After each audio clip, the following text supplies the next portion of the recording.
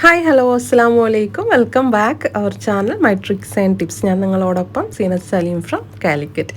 ഇന്ന് നമ്മൾ ഒരു ഫുഡിൻ്റെ റിവ്യൂ ആയിട്ടാണ് കേട്ടോ വന്നിട്ടുള്ളത്. അതായത് ഇപ്പോൾ നമ്മുടെ യൂട്യൂബിലൊക്കെ നല്ല തരംഗമായി കൊണ്ടിരിക്കുന്ന ഒരു റെസിപ്പിയാണ് ക്രിസ്പി ആയിട്ടുള്ള ഗോതമ്പ് ദോശ അല്ലേ. അപ്പോൾ അത് നമ്മൾ അവർ പറയുന്ന രീതിയിൽ, അതായത് ഒരു ഫേമസ് ചാനലാണ് ഞാനിത് കണ്ടിട്ടുള്ളത്. അപ്പോൾ ആ ഒരു രീതിയിൽ ഞാനിത് ഉണ്ടാക്കിയപ്പോൾ എനിക്ക് സംഭവിച്ചിട്ടുള്ള കാര്യമാണ് ഞാൻ നിങ്ങളായിട്ട് ഷെയർ ചെയ്യാൻ പോകുന്നത്.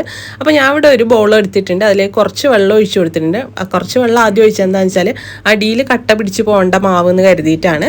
അപ്പോൾ അതിൻ്റെ മുകളിൽ നമ്മൾ സാധാരണ പോലെ ഗോതമ്പ് പൊടി എടുത്തിട്ടുണ്ട്, കുറച്ച് ഉപ്പ് ഇട്ട് കൊടുത്തിട്ടുണ്ട്, പിന്നെ വെള്ളം ഒഴിച്ച് കൊടുത്തിട്ട് നല്ലപോലെ ഇത് നല്ല എന്താ പറയുക കട്ടയില്ലാത്ത രീതിയിൽ നമ്മളിത് കലക്കിയെടുക്കുന്നത്. സാധാരണ നമ്മളെങ്ങനെയാണോ ദോശ ഉണ്ടാക്കുന്നത് അതേപോലെ നല്ലോണം കലക്കിയെടുക്കുന്നുണ്ട്. അവരതിൽ പ്രത്യേകം പറയേണ്ടത് നല്ല ലൂസായിട്ട് കലക്കി കഴിഞ്ഞാൽ മാത്രമേ ഇത് നല്ല ക്രിസ്പി ആയിട്ടുള്ള ദോശ ഉണ്ടാക്കിയെടുക്കാൻ പറ്റുള്ളൂ.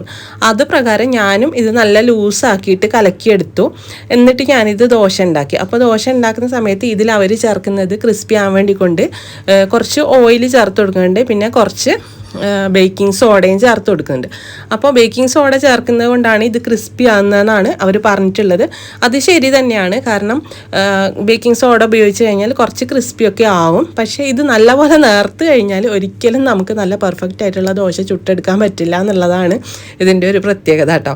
കാരണം ഞാനത് ഉണ്ടാക്കി നോക്കിയിട്ടുള്ള ഒരാളാണ്. അപ്പോൾ ഞാൻ ഇത് കണ്ടില്ലേ, നല്ല വെള്ളം പോലെയാണ് ഇത് കലക്കി എടുത്തിട്ടുള്ളത്. അപ്പോൾ നിങ്ങൾ ഇനി ഈ ഒരു രീതിയിൽ ഇത് പരീക്ഷിക്കാൻ നിൽക്കേണ്ടതെന്നാണ് എൻ്റെ ഒരു അഭിപ്രായം കേട്ടോ, പേഴ്സണൽ അഭിപ്രായമാണ്. ഏത് ചാനലാണ് എന്താണെന്നൊന്നും ഞാൻ പറയുന്നില്ല.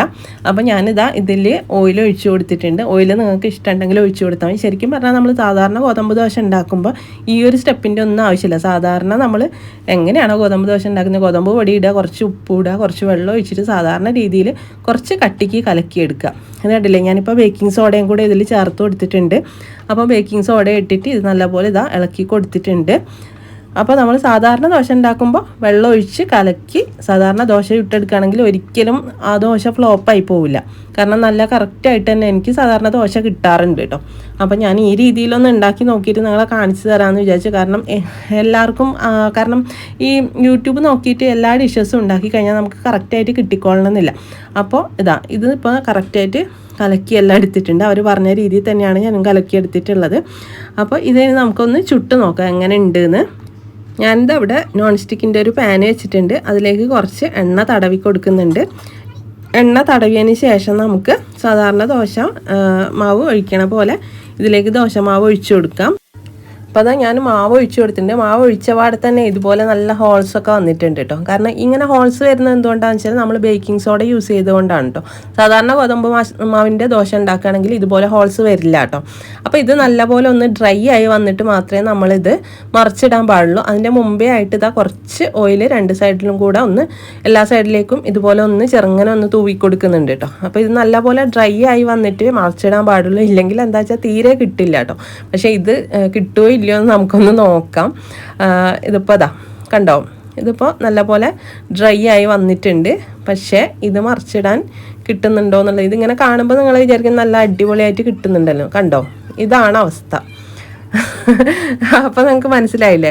അപ്പോൾ നമ്മൾ ശരിക്കും പറഞ്ഞാൽ ഇത് ലൂസാക്കി കലക്കിയെടുത്ത് കഴിഞ്ഞാൽ ഒരിക്കലും നമുക്ക് നല്ല ദോശ ഉണ്ടാക്കിയെടുക്കാൻ പറ്റില്ല കേട്ടോ. ഇത് കുറച്ചും കൂടി ടൈറ്റ് ആക്കിയിട്ടാണ് മാവ് ഉണ്ടാക്കുന്നതെന്നുണ്ടെങ്കിൽ, അതായത് നമ്മളൊരു കുറച്ചും കൂടി ടൈറ്റ് ആക്കിയിട്ട് മാവ് ഉണ്ടാക്കിയിട്ടാണ് ദോശ ഉണ്ടാക്കുന്നതെന്നുണ്ടെങ്കിൽ കുറച്ചും കൂടി നല്ല രീതിക്ക് നമുക്ക് ഉണ്ടാക്കിയെടുക്കാനായിട്ട് പറ്റും. അപ്പോൾ ഞാനിതൊന്ന് കുറച്ചും കൂടെ ടൈറ്റ് ആക്കി എടുത്തിട്ടുണ്ട്. എന്നിട്ട് നമുക്ക് കാണിച്ചു തരാം.